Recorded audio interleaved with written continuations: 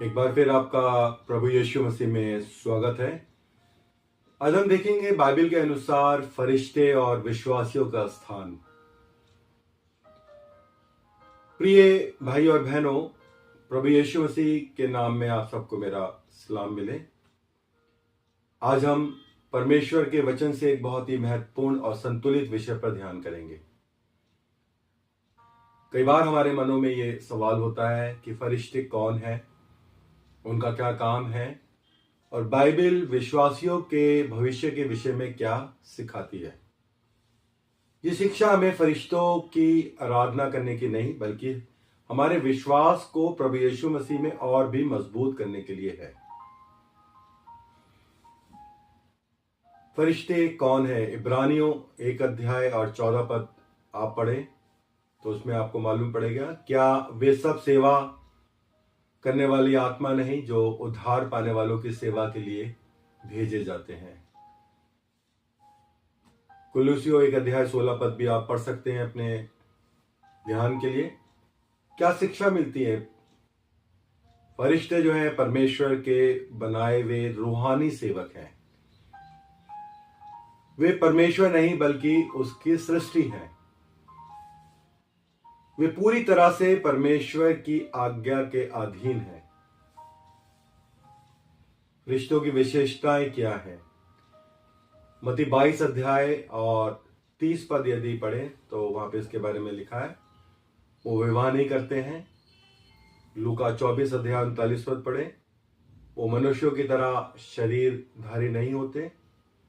भजन संहिता 103 और 20 पद भी बताता है कि वो परमेश्वर के आदेशों का पालन करते हैं। क्या सबक हमें मिलता है इससे? परमेश्वर व्यवस्था और आज्ञाकारिता का परमेश्वर है और फरिश्ते इस व्यवस्था का एक उदाहरण है।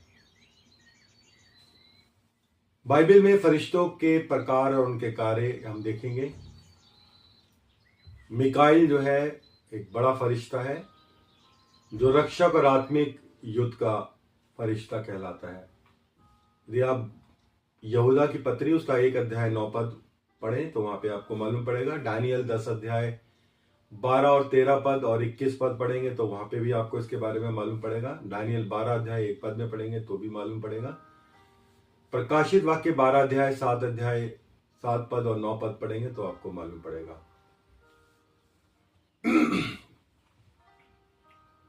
जब मूसा की मृत्यु हुई तो उसके शव को लेकर बड़ा विवाद हुआ।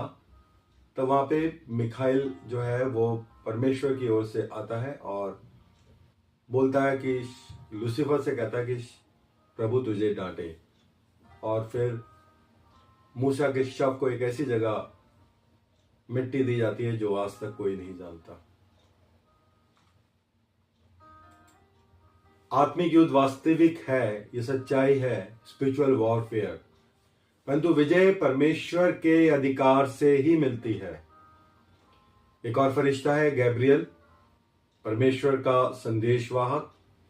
डैनियल 8 अध्याय 16 पद में हम उस बात को पढ़ते हैं। डैनियल 9 अध्याय 21, 22, 23 पद में हम इस बात को पाते हैं।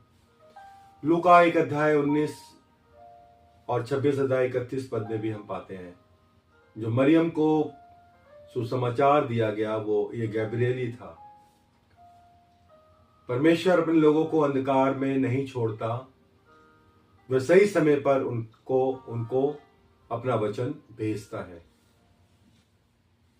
और एक फरिश्ते होते हैं सराफीम, जो आराधना और पवित्रता के फरिश्ते कहलाते हैं, जिसके बारे में यशाया 6 अध्याय 1 से 3 पद में हम पाते हैं और 6 अध्याय 7 पद में भी हम पाते हैं। स्वर्ग की जो संस्कृति है, आराधना और पवित्रता है, उसको इन वाले फरिश्तों को बनाए रखने की जिम्मेदारी सौंपी गई है। एक करूब होते हैं जो परमेश्वर की उपस्थिति के रक्षक हैं। उत्पत्ति 3 अध्याय 24 पद हम पढ़ेंगे। निर्गमन 25 अध्याय 18 पद पढ़ेंगे और हेजकेल 10 अध्याय पढ़ेंगे। परमेश्वर पवित्र है और उसकी उपस्थिति अत्यंत मूल्यवान है। कुछ सामान्य फरिश्ते भी हैं जिसके बारे में भजन संहिता 91, 11 पद और 12 पद बताता है। सुरक्षा के फरिश्ते मत्ती 4 अध्याय 11 पद भी बताता है। प्रेरितों के काम 5 अध्याय 19 पद भी इस बात को बताता है। परमेश्वर आज भी अपने सेवकों की सहायता के लिए फरिश्तों का उपयोग करता है।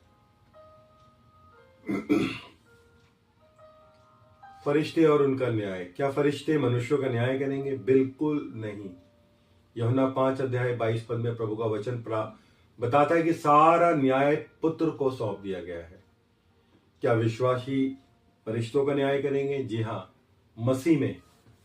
पहला कुरिन्थियों उसका 6 अध्याय 3 पद इस बात के लिए बताता है। प्रकाशित वाक्य 20 अध्याय 4, 5, 6 पद भी इस बात के लिए बताता है। मैं आपको एक बहुत स्पष्टीकरण देना चाहता हूं कि न्याय प्रभु यीशु मसीह के दूसरे आगमन के बाद होगा। प्रभु यीशु मसीह अंतिम न्यायी है। विश्वासी उसके साथ इस न्याय में सहभागी होंगे।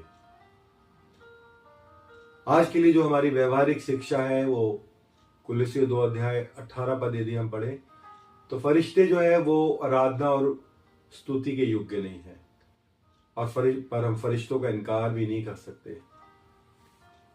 पूरा भरोसा केवल और केवल प्रभु यीशु मसीह पर ही होना चाहिए।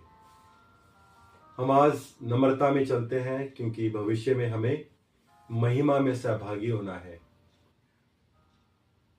परमेश्वर की व्यवस्था जो है उसके मुताबिक प्रभु यीशु मसीह सर्वोच्च है।